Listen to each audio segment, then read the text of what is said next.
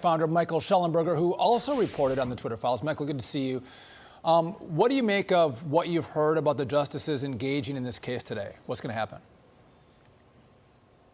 Yeah, well, I mean, it's a very important case, and I think that we just heard one of the justices explain that this probably needs to be taken up by Congress.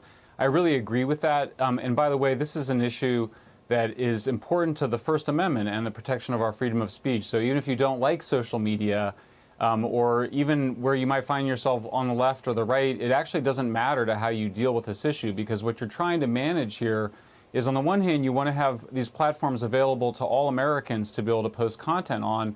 On the other hand, you don't want the government telling the platforms that they have to post certain content.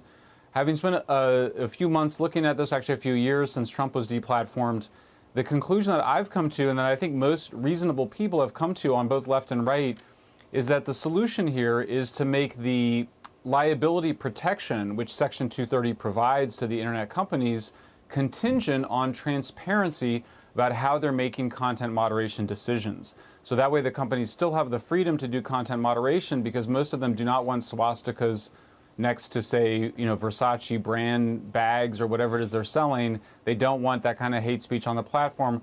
On the other hand, people that are being censored, including for accurate information, have a right to be able to know that they're being censored and to be able to make some kind of appeal or have some sort of a public process where they can have that argument and they can have that exposure with what the social media companies are doing. Right, Michael. A ruling from the High Court would potentially wind up back in front of the court.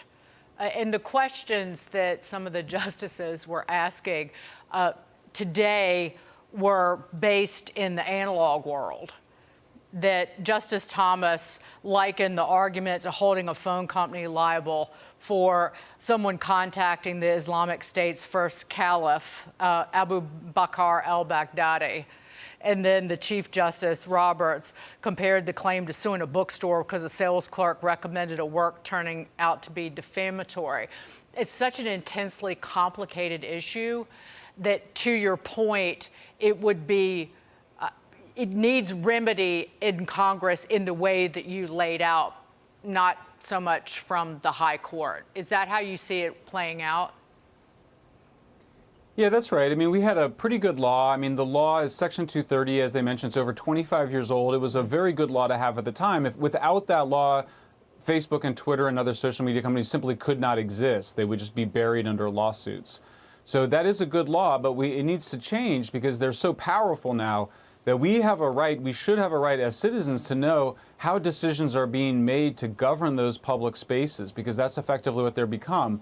I think that would go, I don't know if that would solve all the problems. I'm sure it would not solve all the problems, but it would go a long way to be able to understand what is Twitter doing when it, for example, takes Donald Trump off the platform, or what are the decisions that are being made when they decide to censor a laptop story about Hunter Biden's laptop. Right. The public could instantly have access to how those decisions are being made, and those decisions then could be part of a broader public debate. But Michael, there's probably more that needs to be done after that, but that's a good start. Listen, I think a debate on what should happen here is really important, and people should put their ideas out like you have. But the problem is, these really are the public square of the modern day. And if conservatives get censored, you might go, well, go to a different platform. Well, people did go to Parler, and these behemoths actually shut Parler down and make claims that they were racist and all kinds of things. And so the problem is they have so much power. I don't know how you can get a thriving other platform that can compete with them. And they're the only game in town, which means I can't speak. Yeah, that's right. I mean, there's been many other companies that have tried to create social media platforms and failed, because we have all spent so much time investing our lives into these two platforms in particular, Facebook and Twitter. And that means that those platforms need to agree as a condition. It just needs to be written into the law that if they're going to have Section 230 protections from liability, they need to make public and transparent how they're making those decisions, why they're making those decisions. There's no kind of copyright issues or intellectual property issues that should be of concern here for those companies. They just need to be clear and transparent about how they're making those decisions. Yeah. Again, it's not going to solve all the problems, but it's going to at least solve a bunch of them. I'll add, though, that it was Apple and Amazon that played a role in shutting down Parler, and they don't really have much at stake with Section 230. Google as well. And Section 230, as you know, Michael, many people argue if you remove that protection, blanket protection, you get a lot more censorship, period. But I'll leave it at that. Yeah, that's right.